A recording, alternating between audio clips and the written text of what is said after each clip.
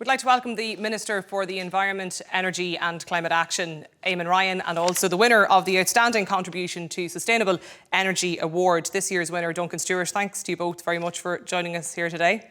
We're here to celebrate, obviously, the achievements of the SEAI, the Energy Award finalists for 2021. And we know from the quality of the applicants this year and the finalists from both public sector, business organisations and individuals that the standard is extremely high and a really huge effort being put in by so many people right across the whole area.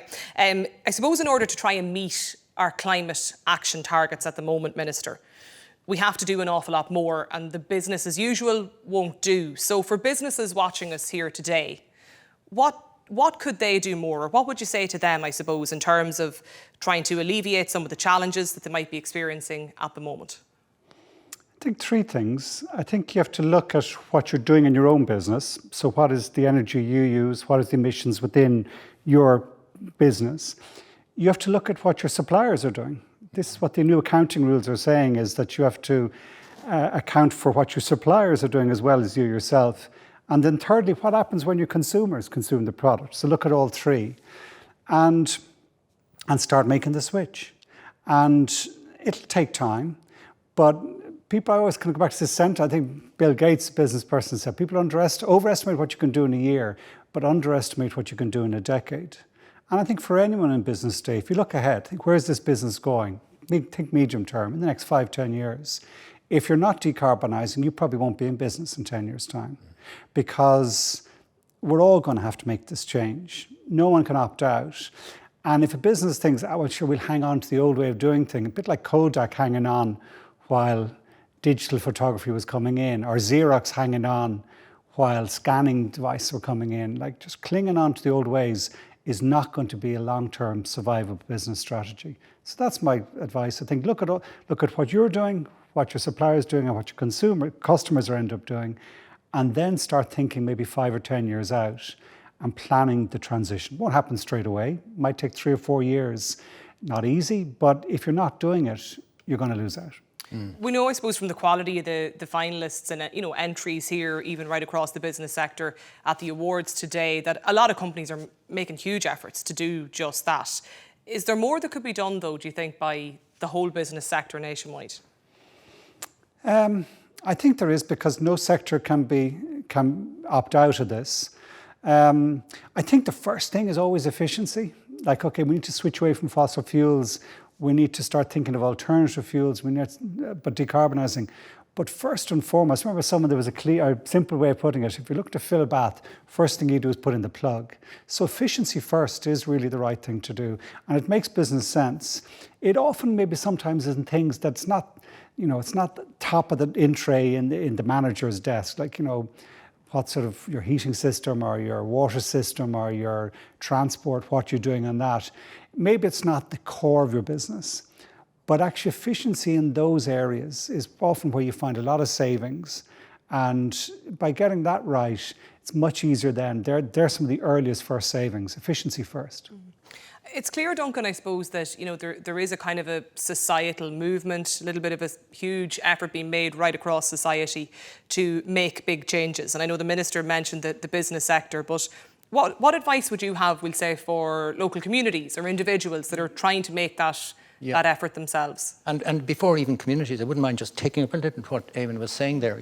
I was talking to small businesses in the southeast, and if you think more than half of people working in Ireland are in businesses in less than 50 people, from one person, or even family businesses. And then you include farmers on top of that. So many of us are in small businesses. Think of even TV production companies, it's all small, They're finding it difficult because they're, in a way, frightened about this change that they've got to make. And they're finding big problems because they don't have the capacity, they don't have the expertise. They really need an awful lot of support, And I know, for example, the energy agency the Three Counties Energy Agency now, who are very involved down there, Paddy Phelan and his team, they're really involved now with the small communities, trying to engage them. But you get the reaction, the comments back from small business, especially small production businesses, producing different things at small scale. Eamon mentioned the supply chain, that's so important, but they find it hard to kind of make the right connections, you know. How do we get away from diesel? You know, a lot of them now have done energy audits in their small businesses, which is a great starting point when they've done that. So they know where their carbon emissions are coming from. And a lot of it's coming from diesel, from transport, and then of course diesel in their heating systems. So, you know, and in their production too, you know. So, you know, you look at that and you say, well, look, what are the renewable sources we can offer them, you know? I mean, there was things like questions came to me about, you know, there was one company there and they have a problem with heat. And I said, well, how are you solving it? And I said, well, could you not use a heat pump, you know? And they hadn't really understood what a heat pump was. You know, you take the heat from away from where it's unwanted, and you use that as your heating for the building itself or for other uses, you know. So, I mean, he went away kind of excited about heat pumps, you know, but it's that kind of making the connection of just take renewable sources. I think, for example, what businesses need to do is to work with communities, to work with local areas, to collaborate. In other words, my message to people in the southeast is come together, collaborate. Okay. Collaborate with your farmers, because renewable energy is going to come from the farming sector primarily. And you know, how do we solve renewable heat, for example? Can we put in district heating systems into our villages and our towns and into our businesses? You know, these are sort of things we need to be kind of doing. And it is difficult for them. And it's difficult for small communities too, because yes, they'll go as far as the plan. In other words, they get as far as having a plan now in place.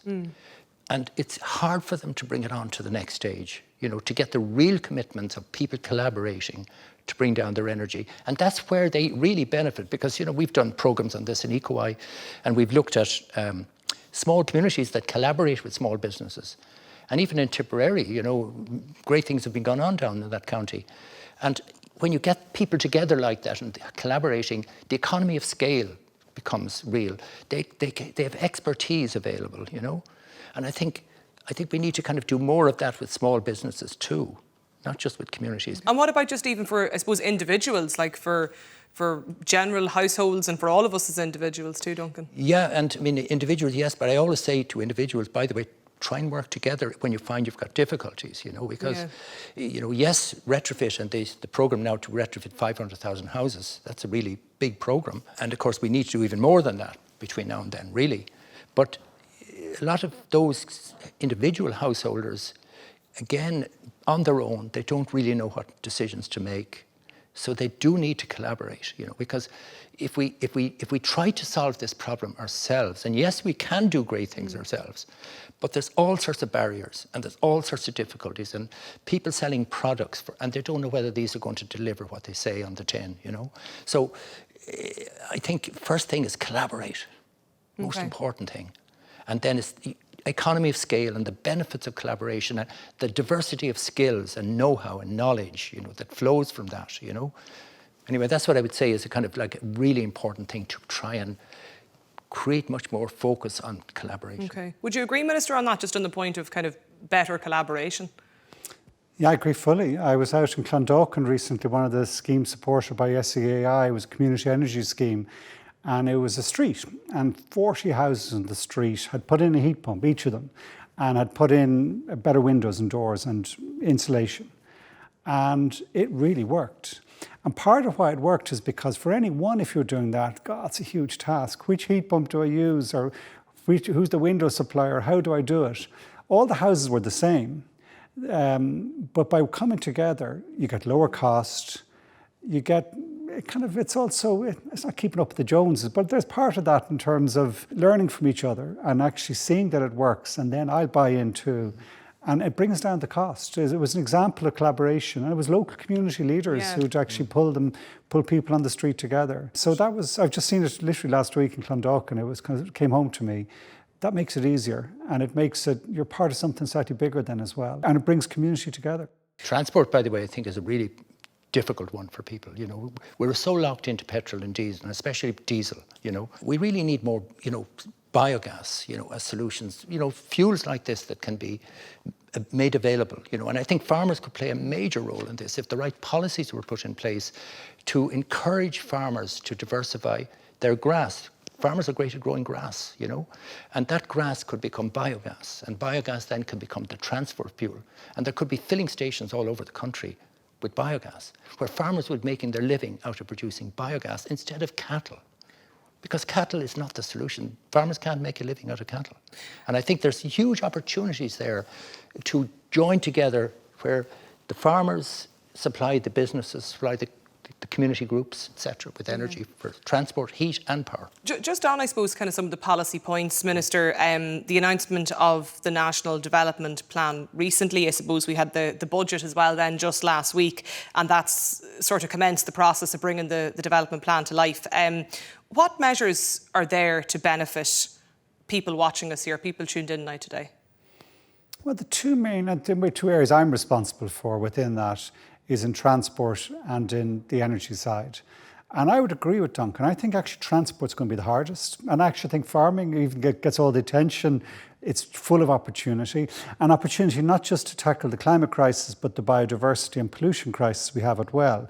So I see agriculture changing for the better in a way that really makes sense, will be funded, it's going to require smart young farmers, and that really works well. Transport is much more difficult. So in the budget, and using this very significant allocation, 35 billion over the next 10 years, first up measure is anyone under 24, half the cost of the travel card to bring down the cost. But also then starting to roll out, we'll have 165 electric buses in our towns and cities next year. We'll have 81 additional rural bus coach services. So that's very practical and a first up measure. I think in transport, though, more than anything else, it is this concept of a 15-minute town or 15-minute city. I think one of the things in transport coming out of COVID is, in our hybrid remote working way, can we strengthen our local neighbourhood? Can we actually start shopping locally and maybe seeing our suburb or our village take a lift, and rather than everyone commuting and leaving kind of the suburb or the town for the day and then coming back at night? If we're living more locally and shopping more locally, that actually is one of the real potential benefits in terms of how we decarbonise transport. We travel less. And in travelling less, we build up our own local community. That's the first one. And then on the energy side, I mean, the key project, the really big one, which will be launched before the end of the year by SEAI and our department, is the National Retrofit Programme. So to take the example of that street in Clondalkin, 42 houses, we'll be going to every community and saying, this is what we want to do. We want to and work exactly as Duncan says, in collaboration as much as possible with neighbours. And it's upgrading your home. Like all the words we use, retrofit and energy words, it's home upgrades. It's actually improving your home. It's making it cozier, more comfortable, more cost effective.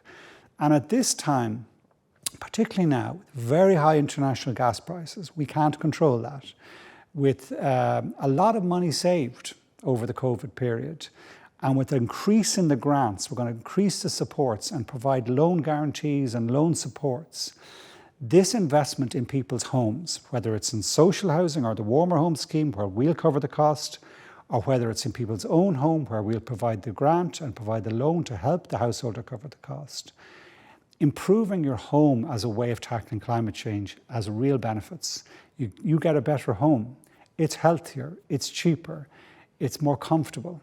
And so that's the big one. And it's more valuable. You get a big increase in the value of the house. It's expensive, it's an upfront cost, but the savings in heating bills and the added value at the end when you sell it means this is the best investment people can make. And our budget is all about supporting that. And the real challenge is now to ramp up. SEAI have been given the resources, the staff and the budget. We've done a lot of work on the communications, the messaging around this, a lot of advertising going out. But really, it's now up to the homeowners of Ireland to say, yeah, now's the time to invest in my home. Duncan, just on that point as well, and the Minister mentioned it around young people and even the measure around offering the 50% reduction in the likes of travel costs for people in their early 20s. That'll sort of provide a little bit of a mind shift for young people in terms of how they travel and transport. I know you're involved in the transition year programmes at secondary level at school and looking at how environmental studies can be rolled out across the education sector. Can you just tell us a little bit about that and what you'd like to see happen in that area? Well, I think what I'm looking at really is information out to the public, about things that matter. And children are very conscious of climate change. I mean, The problem is climate anxiety is becoming a major issue globally. There's a big report on it the other day in either The Lancet or in Nature, one of those journals, really important one, where young kids are now suffering from, I mean, I'm talking about 10-year-olds up to 17-year-olds. That was what the report was done on, I think, that age group. But they're very anxious now about their future and climate change and worried. And that's really sad because we want the best for our kids. We want a good, positive future. We want them to flourish. Everybody wants that. But those kids want information. They want knowledge about climate change. They want to know what the solutions are. So we set up a group called EcoEd for All. It's for all, basically. But our focus at the moment is on schools, and especially on teachers, because teachers are really receiving this very positively. They see it because they see their students want it in their schools, you know. So we're focusing on the transition year first, because that has the flexibility and it has the if you like, the discretion of the school to kind of run these short courses. So we're getting a great reception around the country now from teachers, doing it through the education centres. I was down there this morning in Kildare and I met the team for geography. So they're trying to integrate it into the geography new syllabus for geography in the junior cycle. And they're the ones that are going to be training all those teachers. So we had 3 hours yesterday and session on that too, and then a session this morning on talking about these issues and how to bring them into the school and what are the issues that need to be dealt with in the schools. So I kind of feel if we can get our young people going back to their parents and saying, look, we need to look at our transport to school. We don't want to be dropped off in school. We want to cycle and we want to walk. So the parents then can come behind programmes with the county council to traffic calm, all within, say, school, say 2 kilometres from every school. There's lots of measures and projects that the school kids can do, that age group, those teenagers, you know. Would you agree, Minister, is there a bigger role or a greater role for environmental studies across education? When I was 16, back in 1979, a long time ago, I did an experimental course. Instead of the Intercert at the time, we did an O-level, and I did an O-level in ecology, specialising in parkland ecology. And the first day we went out to the Glen of the Downs in a minibus and we thought it was a joke. We ran off behind the trees, were smoking cigarettes and thinking this is hilarious. But as the year went on, we were learning in nature, in teams, about the world around us. And it transformed me because at first I got a love of learning from it. I learned to learn in a new way. And secondly, well, even then, back then we knew the ecological crisis. We didn't know about climate change, but we knew that we were living beyond our means within the planet. And I remember that anxiety. I remember that sense of, God, if we don't change our ways, we're in trouble. 40 years on, we've lost half of wildlife by biomass invertebrate weight. And 40 years on, Irish rivers, 500 of them are pristine, now there's 20. And 40 years on, the concentration of carbon in the atmosphere has gone from about 280 parts per million up to now 420. And there's every reason to be scared, frightened. The only antidote to it is to understand the risk, understand the science. And then in that way, you're taught to be empowered to act. And I think it's not just teaching, it's the way it's been done. And I think that sort of learning in nature, in teams, active learning is what's needed. Maybe I'm biased because that's what changed and inspired me. We need to inspire a new generation and to empower them as we do it, so that it's not just receiving all this information, I can do nothing about it. Receive it, understand the love of learning, but then be empowered. And how that works is going to be the key. I think we'll see lots of really innovative and unique ways from lots of companies and businesses and individuals here at the SEAI Energy Awards as we take a look at some of our finalists now in the next few moments. But for the moment, Minister for the Environment, Energy and Climate Action, and also Duncan Stewart as well, the Outstanding Contribution to Sustainable Energy Award winner. Thanks to you both for joining us here today.